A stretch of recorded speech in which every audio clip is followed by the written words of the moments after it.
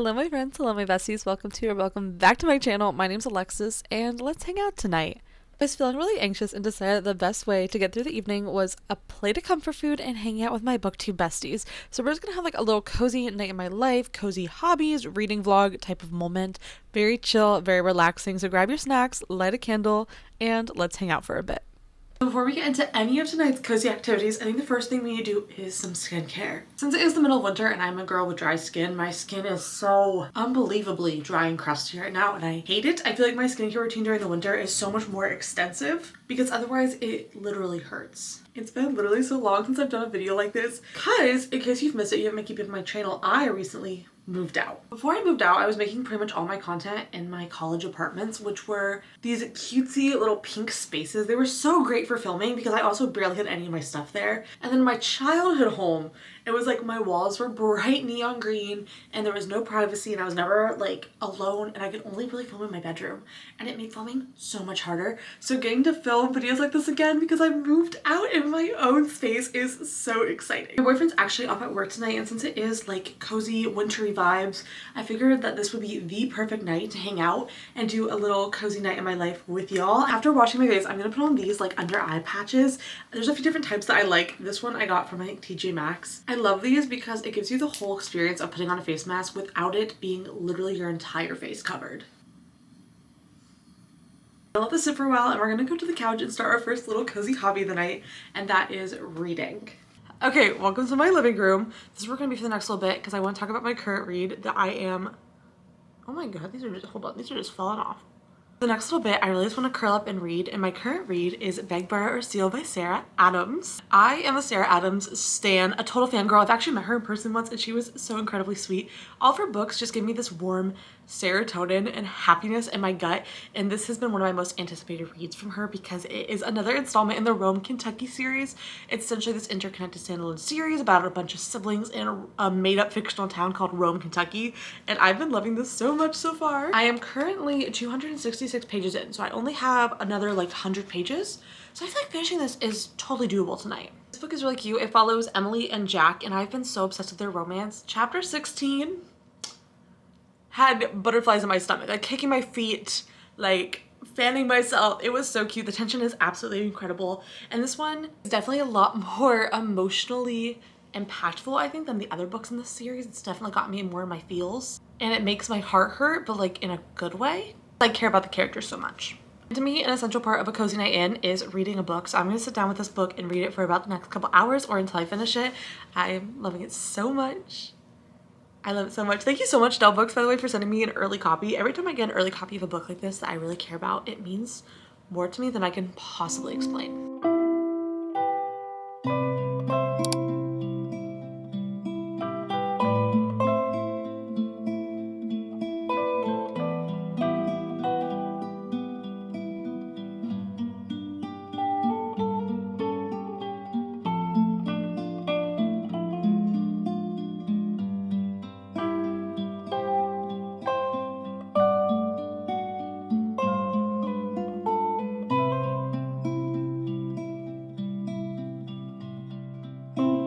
I finished the book. Oh my gosh. 5 stars. 5 freaking stars. I love Sarah Adams so much. Let me put you down and we can talk about it. Oh my gosh. Hold on. Sorry. I should stop holding you. Oh my gosh. I love this book so much. I love this series so much. Every single installment in this series is just like a chef's kiss 5 stars. I've loved literally all 3 books in the series, and I don't have a favorite because they've all done such different things for me with such different characters and different tropes, and I adore them. This book, loved. I didn't give you a great synopsis summary of it because my like eye masks were falling off, so let me tell you about what it is about now. Essentially, it follows our main 2 characters, Emily and Jack, and they are like kind of enemies, kind of rivals. They essentially met like 10 years ago in college, and they always had like this bickering relationship, and then they ended up teaching in the same hometown, and they've spent their entire relationship one-upping each other, but also having this inexplicable draw to one each other. And now they're both back in Rome, the small town, her hometown, and he moves back there after breaking up with his ex-fiance, who are neighbors. So there's a bit like a forced proximity trope going on. They work at the same school and they are starting to get back into each other's lives, having this enemies to lovers sort of arc where they're enemies, but they're so attracted and drawn to each other, but they don't feel like they know how to explain it. This book was so cute and emotional. I adored both of these characters in so many ways. It's a book about books. They're both authors, which is something I adore. I love a book about books. I love the small town vibes. And I love that as we continue going further into the series, we get more and more cameos of the other characters, especially not just the siblings, the Walker siblings, but the cast of the town. I just love that. I love the way when authors create a small town that the other reoccurring characters are actually reoccurring. It makes it feel so cozy and complete, and I just ate this up so much. By the time this video is out, this book will already be out, so I'm just gonna plug it. If you haven't read this series, go and do it. The first book is When in Rome, and then it's Practice Makes Perfect, and then it's Beg, Borrow, or Steal. All of them were so good, and I feel like this is the type of book that's gonna live rent-free in my mind. There's already been several scenes from this book that I've just been catching myself thinking about because they were so good and so cute. This is by far the biggest book in the series, and I still ate up every page. And I also hope the next one is this big too. I like the clues she laid out for the next book in this book, and I'm already so excited. I fear not only do I need to read this on my Goodreads now, but I need to keep making my Pinterest board because I love this book, and it has been such a fun Pinterest board to make because there's so much in it that's like Pinterestable.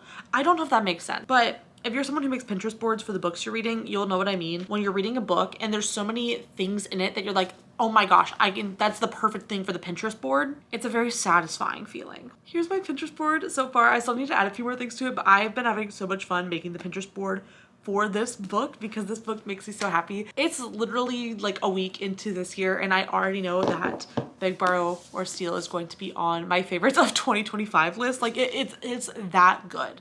Okay, I took a few minutes. Banana Bread, the cat, has decided to join us. I took a few minutes, I finished off my skincare, refilled my water, and I also went online and was posting all about that book because, oh, that's the type of book where I feel like I'm just gonna be like smiling to myself for the next hour because it just made me so freaking happy. Oh my gosh. Sarah Adams, the woman you are, the author you are. It's something I talk about a fair amount, but I actually do struggle a lot with anxiety and ADHD. And with that, a few months ago, I had a pretty bad panic attack after moving into the apartment. And ever since then, I've really struggled with a few things, especially being home alone. I do not like being home alone. Never have. I don't know if I ever will.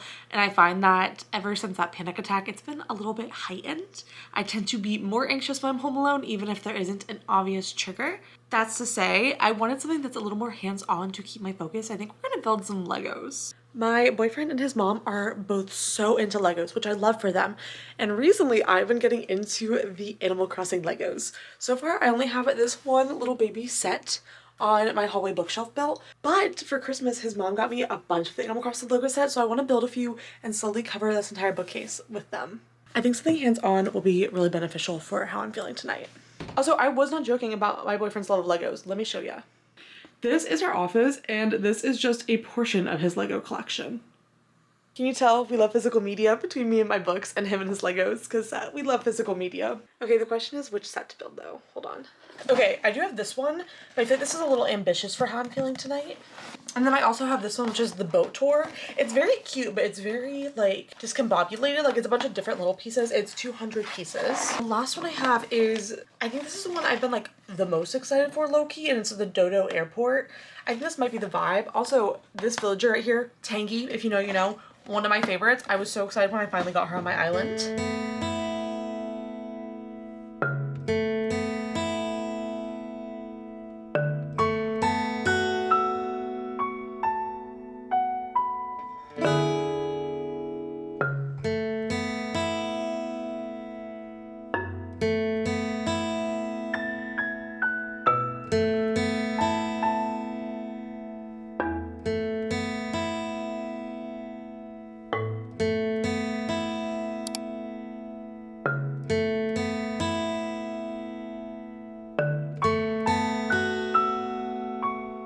Okay, the set turned out so cute. It's exactly what I needed. It didn't take too long, but also like it kept me entertained enough.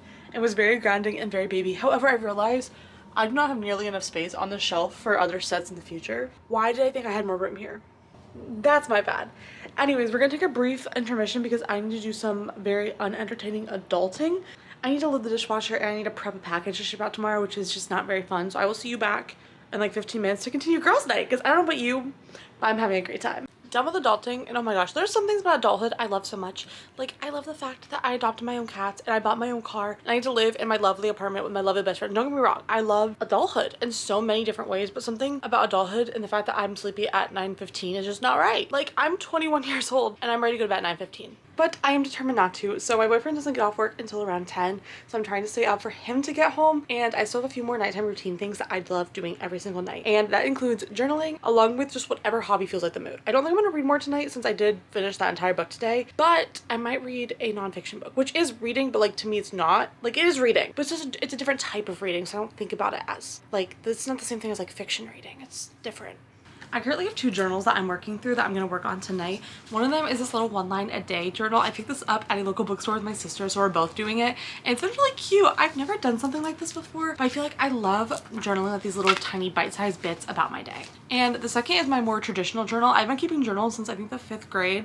So this is probably like maybe journal number 12. I love doing kind of a combination between like typical journaling and junk journaling. So I'm going to show you all the stuff I'm going to put in today. I love putting little pieces of my life in here. It's so fun. It makes so much more entertaining to look back on. For the things I've saved to put in the journal today, I cut out these little pieces of the Lego Animal Crossing packaging to put in. Another bookstagrammer actually sent me this really adorable card and there's a little duck sticker, and then I cut out the label that has my address on it because there's something about seeing my name next to my address in the apartment that I'm living in for the first time that just makes me unbelievably happy. So I always like to save labels from envelopes. And then I got some book mail today and it's this book about like body happiness, and there's a line on the paper that says happiness isn't just a state of mind, it's also a state of body. And I thought that was cute, so I saved that to put in my journal as well. After I finished journaling, I was so exhausted. I had no more energy to vlog for the day, but editing me is here to catch up everything we missed. I finished editing and ended up curling up with my cats. This is Miss Bear, and then the orange one is Mr. Banana Bread.